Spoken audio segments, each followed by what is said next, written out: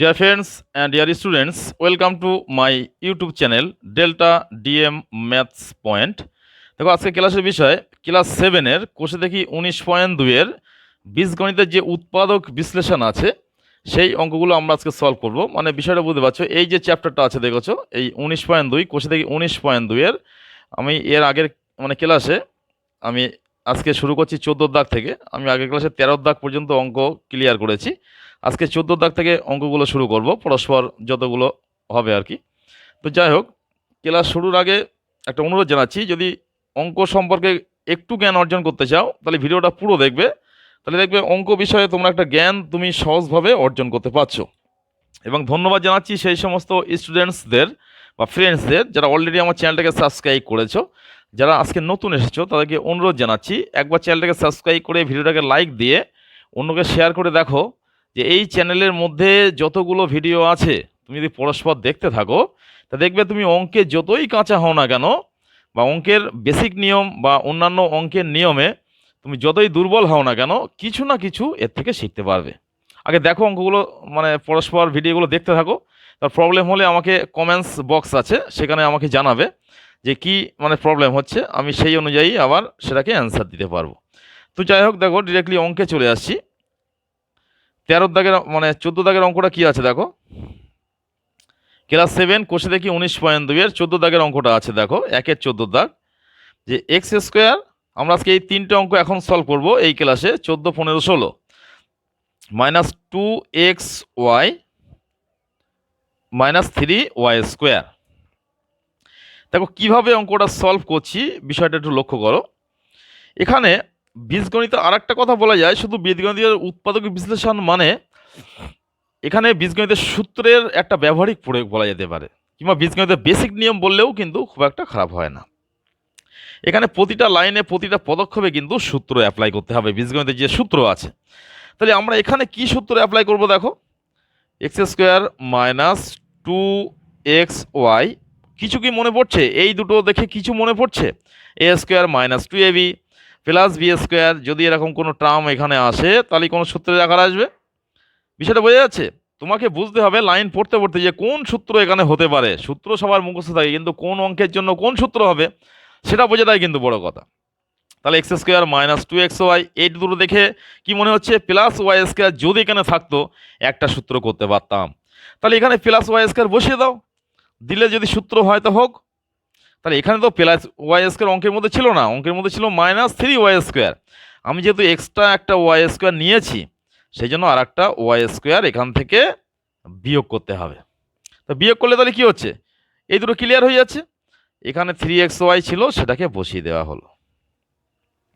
এখানে প্লাস একটা এক্সট্রা নিয়েছিলাম বলে আর একটা মাইনাস এর থেকে বিয়োগ করে দিলাম। তাহলে প্লাস মাইনাস কেটে গেলে যেমন ছিল উপরের লাইনটা তেমন হয়ে যাচ্ছে। অঙ্কের প্রয়োজনে আমাকে এটা প্লাস মাইনাস করা যেতে পারে, কোনো অসুবিধা নেই। 3y স্কোয়ার ছিল, এখানে বসিয়ে দিয়েছি। নেক্সট লাইনটা কি হবে? তাহলে এখান থেকে এই পর্যন্ত কি সূত্র হচ্ছে? কি সূত্র নিজেরা বলো? a মাইনাস বি, প্রথমটা মাইনাস দ্বিতীয়টার হোল স্কোয়ার, এই পর্যন্ত হলো। এবার এই দুটো যেহেতু একই চিহ্ন আছে, এই দুটোকে যোগ করে দাও, মাইনাস 4y স্কোয়ার। বুঝে গেল? ইকুয়ালস টু সাইন দিয়ে কি করতে হবে এটা দেখো। আবার এইখানে কিন্তু আবার একটা সূত্রের আকার চলে এসছে, প্রথমটার স্কোয়ার মাইনাস দ্বিতীয়টার স্কোয়ার। প্রথমটা হোল স্কোয়ার আছে, দ্বিতীয়টা দুটো আছে সংখ্যা, তার মধ্যে একটা স্কোয়ার আছে আর একটা স্কোয়ার নেই। তাহলে এটাকে স্কোয়ার করে নিতে হবে। বলেছি বীজগণিতের উৎপাদক বিশ্লেষণ মানে কিন্তু সূত্রের ব্যবহারিক প্রয়োগ একটা বলা যেতে পারে। এখানে কিন্তু সূত্র অ্যাপ্লাই করতে হবে, বীজগণিতে কোন সূত্র অঙ্কের মধ্যে কিভাবে ইউজ করা হয় সেটা কিন্তু একটা শেখার বিষয়।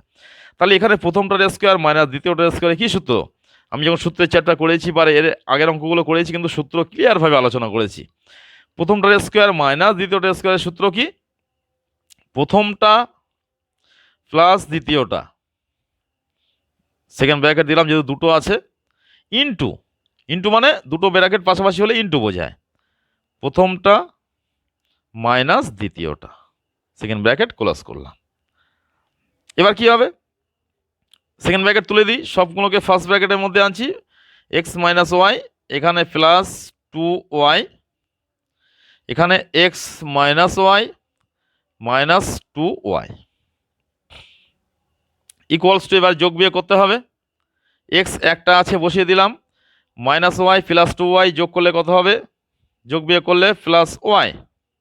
এখানে এক্স বসে যাচ্ছে, মাইনাস ওয়াই মাইনাস 2y যোগ বিয়োগ করলে 3y। বুঝে গেল? তাহলে কত সহজ পদ্ধতিতে দেখো অঙ্কটা সলভ করা গেল। দেখো এই অঙ্কটা কিন্তু আরও একটা পদ্ধতিতে সলভ করা যায়। এই যে অঙ্কটা আমি সলভ করলাম সূত্র দিয়ে, এটা কিন্তু আরও অন্যান্য অনেক পদ্ধতি আছে, সেই পদ্ধতি অ্যাপ্লাই করে কিন্তু অঙ্কগুলো সলভ করা যেতে পারে। যাই হোক, আমরা পরবর্তী ক্লাসে এই সমস্ত অঙ্কগুলো আরও অন্যান্য পদ্ধতি অ্যাপ্লাই করে আমরা সলভ করব। দেখো পরবর্তী অঙ্কে চলে আসছি। পরবর্তী অঙ্কটা কী আছে দেখো, x square plus 9y square plus 6xy minus Z square, এই অঙ্কটাতে চলে আসছে।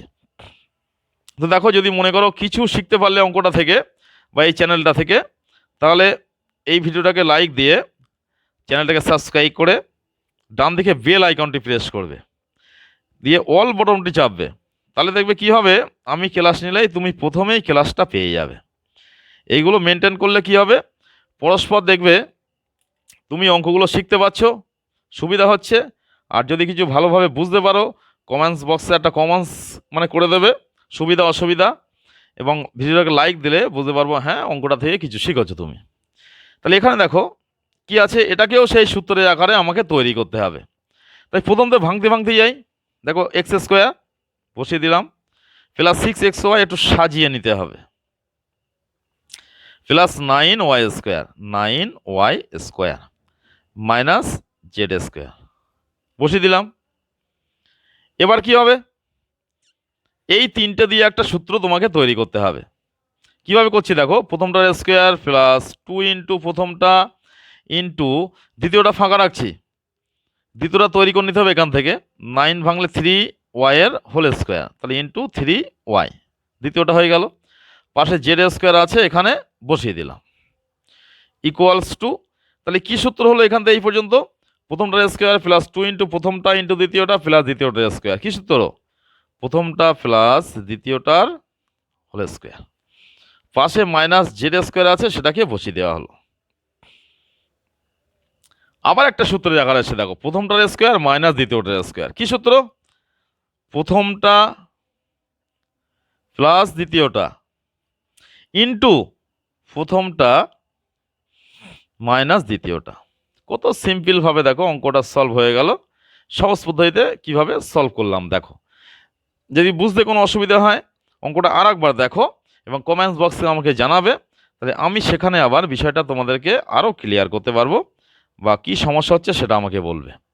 পরবর্তী অঙ্কে চলে আসি। পরবর্তী অঙ্কটা কী ছিল, পরবর্তী অঙ্কটা ছিল A square minus B square plus 2bc minus C square, এটাকেও উৎপাদক বিশ্লেষণ করতে হবে। দেখো কত সহজ পদ্ধতিতে এটা সলভ করছি, ভালোভাবে লক্ষ্য করো। একটু পদ্ধতি অ্যাপ্লাই করলে কিন্তু তোমরা নিজেরাই অঙ্কটা সলভ করতে পারবে। তাহলে অঙ্কটা ছিল A square minus B square plus 2bc minus C square. কীভাবে সলভ করছি দেখো, একটু সাজিয়ে নিতে হবে, এর ক্ষেত্রেও তাই। তাহলে A square plus 2bc minus B square minus C square এখানে বসিয়ে দেওয়া হলো।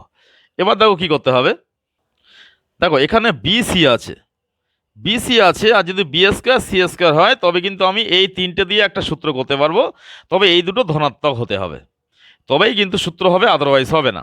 তাহলে কি করতে হবে আমাকে, এখান থেকে এ স্কোয়ারটা বাম দিকে রেখে একটা মাইনাস সাইন এখান থেকে কমন নেব। মাইনাস সাইন কমন নিলে কি হবে, একটু সাজিয়ে লিখবো এর ভিতরেও, b square minus 2bc plus c square. Clear হলো? ইকুয়ালস টু দিয়ে কি হবে, এখানে এ স্কোয়ার বসে যাচ্ছে, মাইনাস এই তিনটে দিয়ে কি সূত্র হলো, বি মাইনাস সি এর হোল স্কোয়ার। কত সিম্পল হয়ে গেল বিষয়টা। এবার কি করছে দেখো, এখানে দেখো আবার প্রথমটার স্কোয়ার মাইনাস দ্বিতীয়টার স্কোয়ারে আবার সূত্র হবে। সূত্রটা কি দেখো, প্রথমটা প্লাস দ্বিতীয়টা, এখানে সেকেন্ড ব্র্যাকেট ইউজ করতে হবে। দ্বিতীয়টা কি আছে, দ্বিতীয়টা আছে বি মাইনাস সি, প্রথমটা প্লাস দ্বিতীয়টা হলো, আরেকটা হবে প্রথমটা মাইনাস দ্বিতীয়টা। মাইনাস থাকলে কিন্তু অলওয়েজ ব্র্যাকেট ইউজ করবে, তাহলে যোগ বিয়োগের বিষয়টা আর ভুল হবে না। তাহলে প্রথমটা প্লাস দ্বিতীয়টা হলো, আবার প্রথমটা মাইনাস দ্বিতীয়টা। এবার অ্যান্সার ফিগারটা কি আসছে দেখো, ফার্স্ট ব্র্যাকেটটা জাস্ট মানে তুলে দিতে হবে এই সেকেন্ড ব্র্যাকেটটা। তাহলে কি দাঁড়াচ্ছে, এখানে দাঁড়াচ্ছে দেখো প্রথমটা, তাহলে এ এখানে কি হবে, তাহলে এ প্লাস বি মাইনাস সি, এ প্লাস বি মাইনাস সি, এ একটা হলো। আর একটা কি হবে, এ এখান থেকে মাইনাস দিয়ে গুণ হবে এই দুটোকে, minus b minus c, minus দিয়ে গুণ করলে কি হবে, minus b minus minus plus c, তাহলে কি দাঁড়াচ্ছে মাইনাস বি প্লাস সি। বুঝে গেল, মাইনাস বি প্লাস সি হলো। তাহলে কত সহজে দেখো আমরা অঙ্কগুলো সলভ করলাম। তাহলে এইভাবে সহজ পদ্ধতিতে অঙ্ক শিখতে গেলে বা অন্যকে শেখাতে গেলে, অ্যাকচুয়াল বিষয়টা কি বলতো, অঙ্ক বিষয়টা হচ্ছে এমনই একটা সাবজেক্ট, তুমি যদি নিজে অঙ্ক ভালোভাবে বুঝতে চাও তাহলে অঙ্কটা কিন্তু আরেকজনকে বোঝাতে হবে। সহজ পদ্ধতিতে তুমি আরেকজনকে যদি অঙ্কটা বোঝাতে পারো তাহলে বুঝতে পারবে যে হ্যাঁ আমি অঙ্কটা বুঝেছি। এটা কিন্তু সবসময় মাথায় রাখতে হবে। তো যাই হোক, যদি ভালো লেগে থাকে ভিডিওটা, অঙ্কগুলো কিছু শিখে থাকো, তাই চ্যানেলটাকে সাবস্ক্রাইব করে ভিডিওটাকে লাইক দিয়ে সকলের মধ্যে শেয়ার করে দেবে। পরবর্তী ক্লাসে আমরা এর পরবর্তী অঙ্কগুলো পরস্পর আলোচনা করব।